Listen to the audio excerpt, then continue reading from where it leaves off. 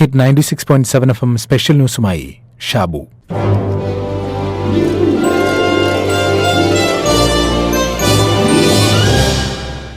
ഒരു ദേവദാസയ്ക്ക് എഴുതിയ വരികൾ എന്ന കവിതയിൽ മാധവിക്കുട്ടി എഴുതുന്നു, അവസാനമൊരു കാലം വരും, അപ്പോൾ എല്ലാ മുഖങ്ങളും ഒരുപോലെ ഇരിക്കും, എല്ലാ ശബ്ദങ്ങളും സാദൃശ്യത്തോടെ മുഴങ്ങും, മരങ്ങൾ, തടാകങ്ങൾ, കുന്നുകൾ എല്ലാം ഒരൊറ്റ കയ്യൊപ്പ് വഹിക്കുന്നതായി തോന്നും.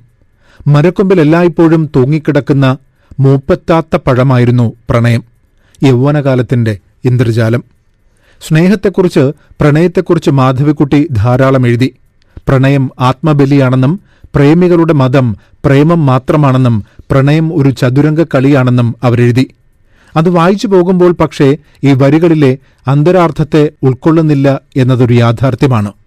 പ്രണയം ആത്മബലിയാണ് എന്നത് സ്ത്രീക്കോ പുരുഷനോ ഒറ്റയ്ക്കൊറ്റയ്ക്കുള്ള ബാധ്യതയായി മാറേണ്ടതല്ല. പ്രേമികളുടെ മതം പ്രേമം മാത്രമാണ്, അതുകൊണ്ടാണ് പ്രേമത്തിന് കണ്ണും മൂക്കും ഒന്നുമില്ല എന്ന് പറയുന്നത്. എന്നാൽ പ്രേമിക്കാത്ത, സ്നേഹിക്കാത്ത മനുഷ്യർക്ക് മനുഷ്യനല്ല വിഷയം, മതമാണ് വിഷയം.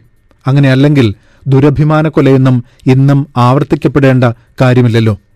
മാധവിക്കുട്ടി തന്നെ എഴുതിയിട്ടുണ്ട്, പ്രകടമാകാത്ത സ്നേഹം നിരർത്ഥകമാണ്, പിശുക്കന്റെ ക്ലാവ് പിടിച്ച നാണയശേഖരം പോലെ ഉപയോഗശൂന്യവും. പാബ്ലോ നെരൂദയുടെ പ്രണയം എന്ന കവിത തുടങ്ങുന്നത്, what's wrong with you, with us, what's happening to us, our love is a harsh code that binds us wounding us. നിനക്കിതെന്തുപറ്റി, നമുക്കിതെന്തുപറ്റി, നമുക്കിടയിൽ എന്താണ് സംഭവിക്കുന്നത്? നമ്മുടെ പ്രണയം കടുപ്പമുള്ള കയർ, അത് നമ്മെ വരിഞ്ഞു മുറുക്കുന്നു, മുറിപ്പാട് വീഴ്ത്തിക്കൊണ്ട്. And if want to leave our wound, to separate, it makes a new knot. നാം പിരിയാൻ മോഹിച്ചാൽ, മുറിവിൽ നിന്ന് വേർപെടാൻ കൊതിച്ചാൽ, അത് പുതിയൊരു കെട്ടിടുന്നു. To drain our blood and burn together. ഒരുമിച്ച് ചോര വാർക്കുന്നു, ഒരുമിച്ചെരിയുന്നു. What's wrong with you, with us? നിനക്കിതെന്തുപറ്റി, എന്തേ നമ്മളിങ്ങനെ എന്ന് പരസ്പരം ചോദിക്കാത്ത പ്രണയിനികളുണ്ടോ? അയ്യപ്പൻ എഴുതിയ ആലില എന്ന കവിത ഇങ്ങനെയാണ്. പുസ്തകത്തിൽ അന്ന് സൂക്ഷിച്ച ആലില നിന്റെ പച്ച ഞരമ്പുകളെ ഓർമ്മിപ്പിക്കുന്നു. നീ തന്ന സസ്യശാസ്ത്രത്തിൻ്റെ പുസ്തകം എനിക്കു പ്രേമകാവ്യമായിരുന്നു. പുസ്തകത്തിൽ അന്ന് സൂക്ഷിച്ചിരുന്ന ആലില നിന്റെ പച്ച ഞരമ്പുകളെ ഓർമ്മിപ്പിക്കുന്നു. അതിൻ്റെ സുതാര്യതയിൽ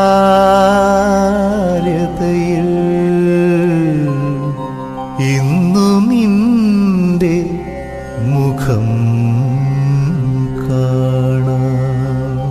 പ്രണയദിനത്തിൽ ഇങ്ങനെ മനോഹരമായ പ്രണയവാചകങ്ങളും കവിതകളും ഒക്കെ പറയുന്നതിനുമപ്പുറം പ്രണയത്തിന്റെ മനഃശാസ്ത്രം പറയുന്നതിൽ ഒരല്പം ജാള്യതയുണ്ട്. എങ്കിലും ഇന്നത്തെ സാഹചര്യം അങ്ങനെയൊരു ആവശ്യം മുന്നോട്ട് വയ്ക്കുന്നതുകൊണ്ട് അല്പം മനഃശാസ്ത്രമാവാം. പ്രണയം എന്ന സംഗതിയും യഥാർത്ഥമായി അതിനെ നമ്മൾ മനസ്സിലാക്കുമ്പോൾ 4 ഘടകങ്ങൾ ചേർന്ന ഒരു മനോഹരമായ അവസ്ഥയാണ്. പ്രശസ്ത സൈക്കാട്രിസ്റ്റ് അരുൺ ബി നായർ വിശദീകരിക്കുന്ന ഇക്കാര്യങ്ങൾ ഏറ്റവും പ്രധാനമുള്ളതാണ്. 2 വ്യക്തികൾ തമ്മിൽ ആത്മബന്ധം, ശാരീരിക ആകർഷണം, പ്രതിബദ്ധത, ജനാധിപത്യം, ഈ 4 ഘടകങ്ങൾ ചേർന്ന ഒരു ബന്ധമാണ് യഥാർത്ഥ പ്രണയം. ആത്മബന്ധം എന്നതുകൊണ്ട് ഉദ്ദേശിക്കുന്നത് നിങ്ങൾക്ക് വേണ്ടി മാത്രം ജീവിച്ചിരുന്ന നിങ്ങൾ അടുത്ത കാലത്തായി പ്രണയത്തിൽ ഏർപ്പെട്ടതിന് ശേഷം നിങ്ങളുടെ പങ്കാളിക്ക് വേണ്ടി കൂടെ ചിന്തിച്ചു തുടങ്ങുന്നു. പങ്കാളിയുടെ താല്പര്യങ്ങൾ കൂടെ സംരക്ഷിച്ചുകൊണ്ട് തീരുമാനങ്ങൾ എടുക്കുന്ന അവസ്ഥയാണ്. ശാരീരികമായ ആകർഷണം പ്രണയത്തിന്റെ ആദ്യഘട്ടത്തിൽ ശക്തമായിരിക്കും. വർഷങ്ങൾ കഴിയുമ്പോൾ അതിന്റെ പ്രാധാന്യം കുറഞ്ഞു വരുന്നതായിട്ടാണ് കാണുന്നത്. പ്രതിബദ്ധത എന്നതുകൊണ്ട് ഉദ്ദേശിക്കുന്നത് മറ്റൊരുപാട് വ്യക്തികളെ നാം പരിചയപ്പെട്ടേക്കാം. അവരിൽ പലരോടും ബൗദ്ധികമായും ശാരീരികമായും ആകർഷണമോ ആരാധനയോ തോന്നിയെന്നിരിക്കാം. എങ്കിൽ പോലും താങ്കളുടെ പ്രണയത്തെ നശിപ്പിക്കാത്ത രീതിയിൽ മറ്റു ബന്ധങ്ങൾക്കൊക്കെ ആരോഗ്യകരമായ അതിർവരമ്പുകൾ നിശ്ചയിക്കുന്നതാണ് പ്രണയത്തിലെ പ്രതിബദ്ധത. നാലാമത്തെ ഘടകമായ ജനാധിപത്യമാകട്ടെ പ്രണയത്തിൽ അഭിപ്രായം പറയാനും കേൾക്കാനുമുള്ള മനസ്ഥിതിയാണ്. നിങ്ങൾ പറയുന്ന അഭിപ്രായം നിങ്ങളുടെ പങ്കാളി കേൾക്കാൻ തയ്യാറാകുന്നുവെങ്കിൽ മാത്രമേ അത് ജനാധിപത്യ ബോധമുള്ള ഒരു പ്രണയമാകുന്നുള്ളൂ. നിങ്ങളുടെ അഭിപ്രായങ്ങൾ പങ്കാളി കേൾക്കുന്നില്ല, എന്നിട്ടും നിങ്ങൾക്ക് ആ ബന്ധത്തിൽ തുടരണം എന്ന ആഗ്രഹമാണെങ്കിൽ അത് പ്രണയമോ സൗഹൃദമോ അല്ല, മറിച്ച് വൈകാരിക അടിമത്വം എന്ന വിഷലിപ്തമായൊരു അവസ്ഥയാണ്. പ്രണയത്തിന്റെ കാര്യത്തിൽ മാത്രമല്ല, പല കാര്യങ്ങളിലും ഇന്ന് നമ്മൾ അടിമകളാണ്. ലഹരിയുടെ കാര്യത്തിൽ, സോഷ്യൽ മീഡിയയുടെ ഉപയോഗത്തിന്റെ കാര്യത്തിൽ, അങ്ങനെ പലതിലും ഈ അടിമത്തമുണ്ട്. എന്നാൽ അതത്ര നല്ലതല്ല. ഈ അടിമപ്പെടൽ ഒരു കാര്യത്തിലും നല്ലതല്ല. ലഹരിയോടാണെങ്കിലും, ഭക്ഷണത്തോടാണെങ്കിലും, മൊബൈൽ ഫോണിനോടാണെങ്കിലും, സൗഹൃദത്തോടാണെങ്കിലും, പ്രണയത്തോടാണെങ്കിലും ഈ സമ്പൂർണമായ അടിമപ്പെടൽ നല്ലതല്ല.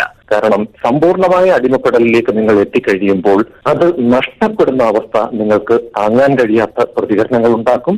നിങ്ങൾ അവനവനെ അപായപ്പെടുത്താനോ മറ്റേയാളെ അപായപ്പെടുത്താനോ ശ്രമിക്കുന്ന ഒരു മാനസിക നിലയിലേക്ക് പോയിരിക്കും. ഈ പശ്ചാത്തലത്തിൽ നാം മനസ്സിലാക്കേണ്ട കാര്യം, പ്രണയമായാലും സൗഹൃദമായാലും ജീവിതത്തിലെ മനോഹരമായ അവസ്ഥകളാണ്. അതിന്റെ മനോഹാരിത എന്ന് പറയുന്നത് അതിന്റെ ജനാധിപത്യ ബോധത്തിലും അതിന്റെ പരസ്പര പൂരകമായ പരസ്പര ബഹുമാനത്തിലും നിലനിൽക്കുന്ന സംഗതിയാണ്.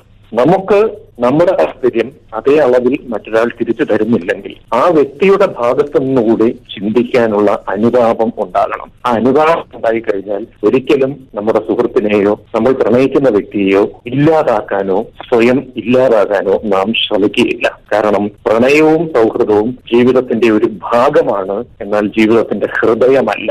റൂമി പറഞ്ഞത് നോക്കൂ, മാനത്തുനിന്ന് പൊഴിയുന്ന മഴ മുഴുവൻ കടലിൽ പതിച്ചെന്നിരിക്കാം, അതിലൊരു തുള്ളി പോലും മുത്തായി മാറുകയില്ല പ്രണയമില്ലെങ്കിൽ. മാനം കാണാതെ, മഴ കൊള്ളാതെ, കടലറിയാതെ പായുന്ന കാലത്ത് എന്ത് പ്രണയം? നമുക്ക് ഗ്രാമങ്ങളിൽ ചെന്ന് രാപ്പാർക്കാം. അതികാലത്ത് എഴുന്നേറ്റ് മുന്തിരിത്തോട്ടങ്ങളിൽ പോയി മുന്തിരിവള്ളി തളിർത്ത് പൂവിടരുകയും മാതള നാരകം പൂക്കുകയും ചെയ്തു എന്ന് നോക്കാം. അവിടെ വെച്ച് ഞാൻ നിനക്കെന്റെ പ്രേമം തരും.